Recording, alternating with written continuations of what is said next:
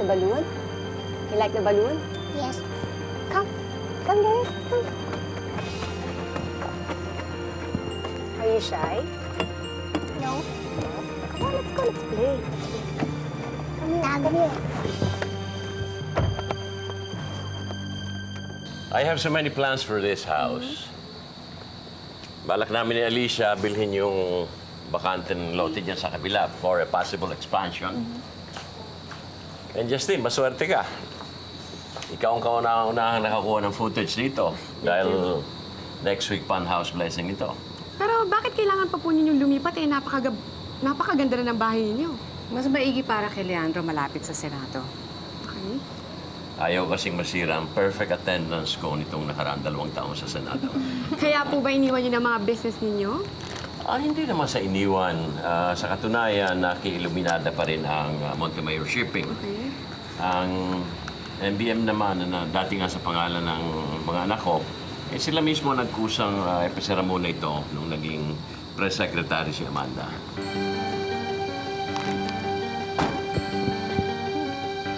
Si Angie. Angie, Tita, nasan si Charlie? Ano nga po eh. Si Charlie nga po eh. Ano si Charlie? Kasi po, Senador, ano po eh. Nalingat lang po ako, nawala na po. Nasaan si Charlie? Justin, siguro ipatay mo. Kapitan mo na. Ako na. For security purposes. Kayong dalawa. Samahan niyo si Angie sa park para hanapin si Charlie. Dali! Angie, hanapin niyo sa park! Halika dito. Nagbabantay sa sama lang ako. Tingnan ka na lang. Matataranta lang lahat ng tao doon. Hanapin nila yan, anak. Hindi ka, Angie naman. Saan nga kayo nagbantay?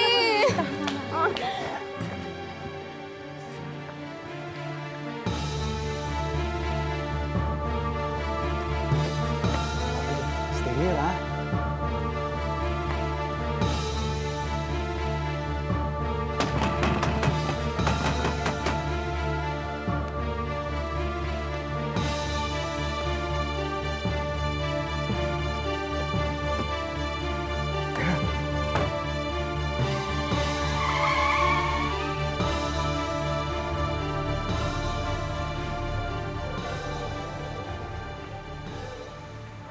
Little boy, are you lost?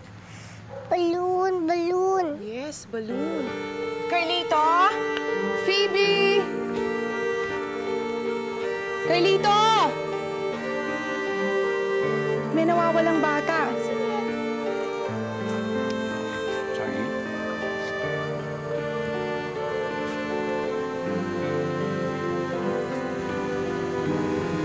Sino yung batang yun? Si Charlie, anak ni Rosa Camila. Paano siya napunta rito?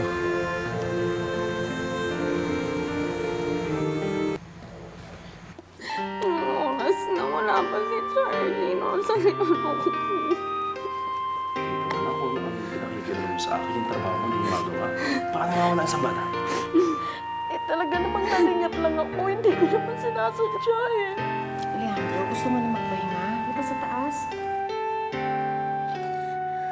Dito lang ako. Hindi tayo akong develop. Sandali, alam mo bang nawawala yung anak ni Rosa Camila, si Charlie? Bakit anong kay Alberto, baka may kinalaman sila doon?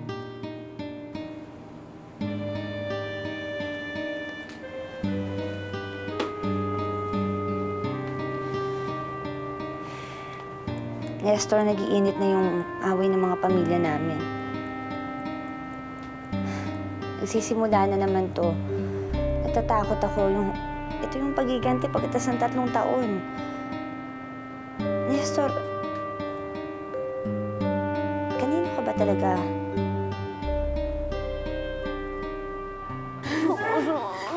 Senador, natagpuan mo si Charlie. Nasaan ang anak ko? Nasaan ka?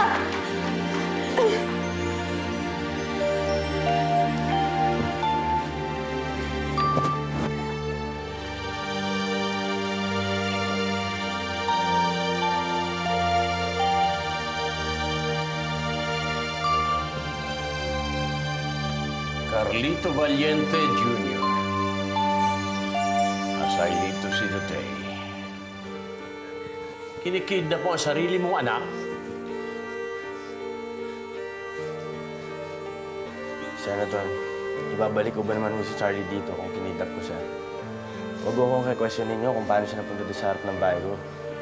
Ay, tanong niyo kung anong klaseng ina ang anak niyo para maging pabaya doon sa anak namin.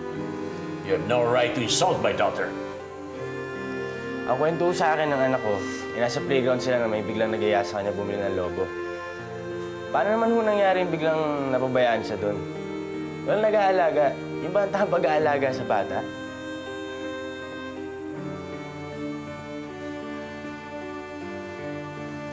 I'm Ray Charlie. I'm your daddy.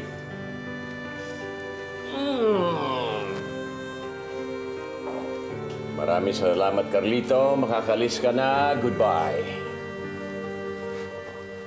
Senator, kung magpalis ko kayo ng tao, para ako yung dating pasit ang pinapalis siya dati at tinatakot ng yung baril. At pwede ko pa rin gawin yon. Marami na ho nagbago. Nakalipas ng 3 taon, iba na ho nasa itaas. Pinalitan ng dating nasa ibaba. Walang galang! Pasasalamat ang inaantay kong kapalit, Rosa Camila. Hindi sampal. Kung hindi ka kasi naging pambaya sa anak mo, eh, hindi siya mawawala.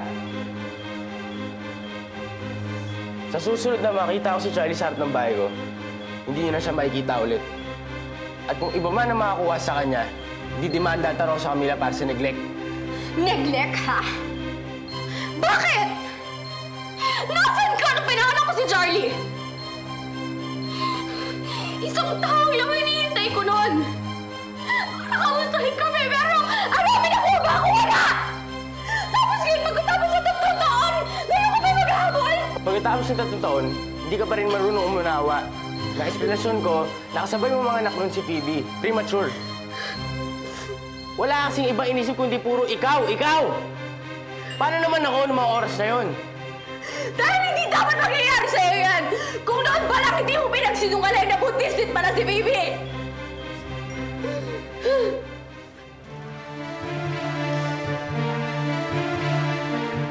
Bakit hindi mo kasi dagdag yung pera ko para sa business mo?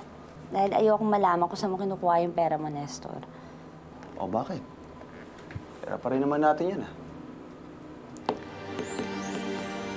Pero hindi pera ng mga mundo mayor. Malay ko kung kay Alberto galing yan. Alam mo, natatakot na nga ako dyan sa pakikisanib mo sa kanila eh. Kinakabahan na ako. Baka mamaya, pag dumating yung papiliin ka, ako iwan mo pagkatapos sila panigan mo. Hindi mangyayari yun.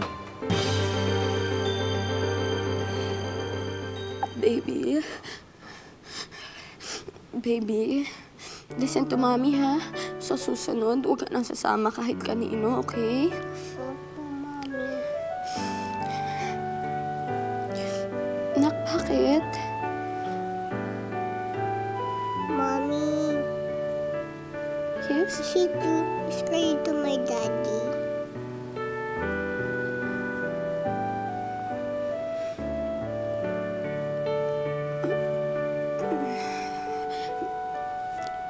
Yes, baby, he's your daddy. Nice ba siya? Yes, Mommy. Mommy, I have a brother, Kuya Lester.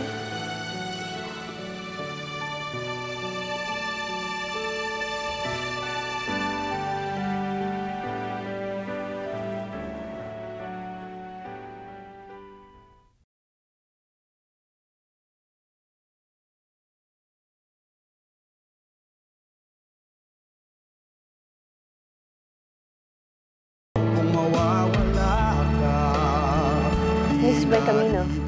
Hi. Ano na nangyari? Ayaw akong kausapin ni Madam President. Kaya nagpapaset up ako uli ng another appointment. Eh, nagalit yata siya sa mister ko dahil sa business deal niya sa Taiwan government. Ah, ganun. Amanda, tulungan mo ako. Alam mo naman na sinusuportahan namin ang daddy mo sa presidency. Mrs. Bercamino, don't worry. Kakausapin ko si Madam President. Meanwhile, ito naman ang tulong ng mga Montemayor sa inyo. I will allow you to give this to the President. Okay?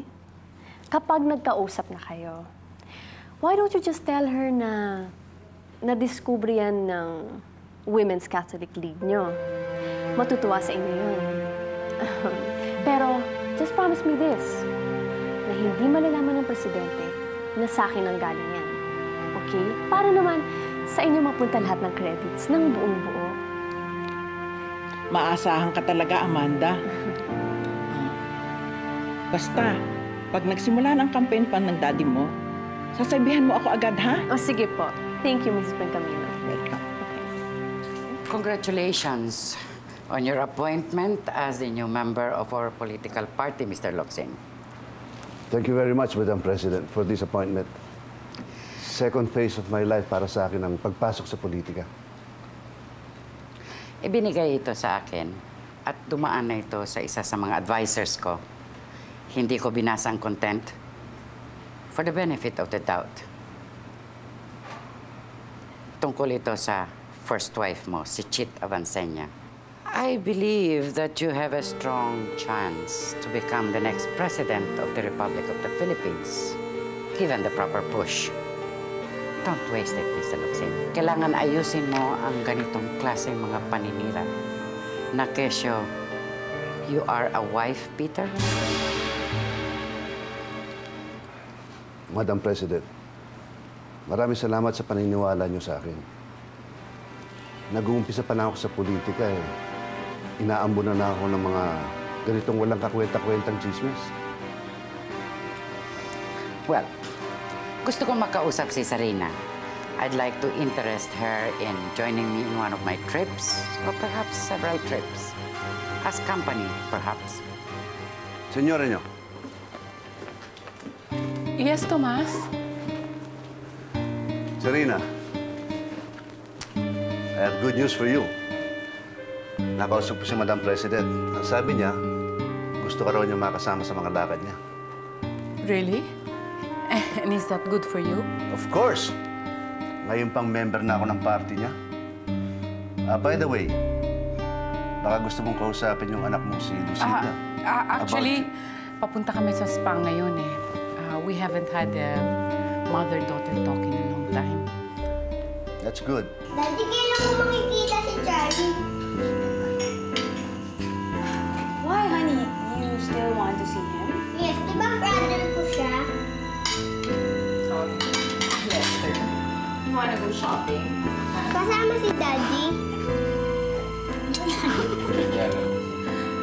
Lester, Daddy has work kasi. Pero just remind Mommy to text me pag nandun ako sa mall at susunod ako. Okay? Naku, sayang. Alam niyo, gusto ko sana kayong samahan ngayon eh. Eh, kaya na kasi si Lola tumawag. Kailangan daw ko sa San Dionisio. Mabuti pa, isama niyo na lang si Gerard. Magsabi ka ng maraming securities para maaaring mamawala si Lester. Hindi ako pa ba yung ina tulad ni Rose kanina? Walang mangyayari sa mga sa anak natin. Mas daw sa dating lugar natin. Tutuloy na po ako, Senator. Medyo malayo po yan eh. Sige. Sige pa. Oh, sorry.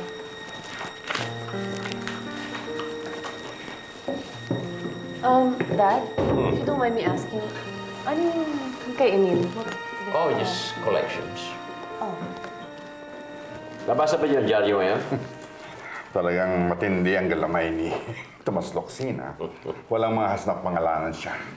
Don't worry, Dad. Nakaamoy ng scoop si Justin. Hindi niya titigilan si Tomas Locsin hanggat nakakasagot to. Ni Pitik, hindi nakatikim sa akin si Charina kailanman. Pinagpalit niya ako sa isang wife beater. Kailan ba dating ng dating asawa ni Tomas Locsin, si Chita Avancenia? Dad, palagay ko mga next week. And I've already told her na not to be public about the family friendship. Baka makahalata si Tomas Locsin. Yeah, you're right.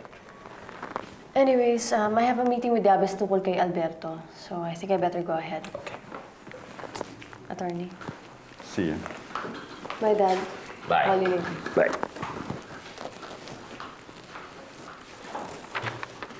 Senator, some bad news. dahil hindi napinamahan ng mga sales of shares ng Montemayor Shipping, nahabol ni Ernestina na huwag daw ito ipagbili sa akin. Peste! Pesteng iluminada! Kailangan mabalik sa akin ang Montemayor Shipping. Sa anumang paraan. Mawawala ka, mawawala ka, di na. Nasaan ang kotse ko? Nasa bahay, bakit? Hindi ba sabi ko sa inyo dalhin nyo? Dahil may mga pupuntahan ako agad, akin yung susi. Ethan, saan ka naman pupunta? Maniningil, Dad. 4 na taong pagkakautang sa akin ng mga ilang tao. Jonathan, please. Wala kayong nagawa para sa akin, Daddy. Kayo nagpakulong sa akin. Ako ang nagpakabait ng 4 na tao para makuha ko itong parol kong ito. Tapos gusto niyo akong pigilan? Kung hindi kayo nagiganti para sa akin, ako mismo magiganti para sa sarili ko.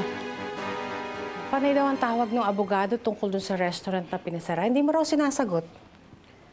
Tatawagan ko na lang sila bukas. Tsaka baka ipasara ko na rin yung restaurant na yun para walang gulo. Nang hindi mo kinukonsulta yung partner mo, si Rafael? Masyado kasi ako nasaktan doon sa sinabi ni Carlito eh. Parang ayaw ko na siya yatang makita ulit. Rosa Camila, hindi naman yata tamang magpapasara ka ng restaurant at ayaw mo lang makita yung may-ari ng building. Dapat siguro yung paglaban niyo yan. Lalaki lang kasi yung gulo eh. Malhingin mo ang desisyon ni Rafael. Nasa Bali si Lisandro. Ano bang mensahe ni Amores? Kailangan niya ng assurance. Ang 90 days na reprieve niya ay kailangan mapalitan ng isa pang reprieve. At isa pang reprieve. Hanggang maging reclusio perpetua. O panghabang buhay na lang magiging sentensya niya. Kakatawa naman yan si Amores, ano? Nakakulong na nga siya, humihingi pa ng demands. Oh, sige. Sabihin mo sa kanya, makukuha niya ito. Sige, sige. Magpapaalam. Teka lang. Gerson, parang hindi yata ako bagay dito. Tsaka itong suot ko, tinan mo. Hindi tumitingin ng Diyos sa panlabas na kaanyuan, Paloma. Hindi ka maaalangan dito. Kilala mo ba yun? Yung dating artista? Ito, yung socialite. Ang pamilya ko nasa politika rin.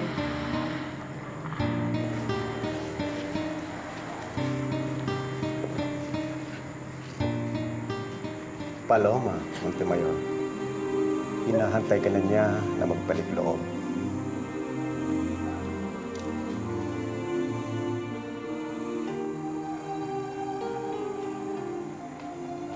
One year in operation na yung sa Geneseo Mall natin.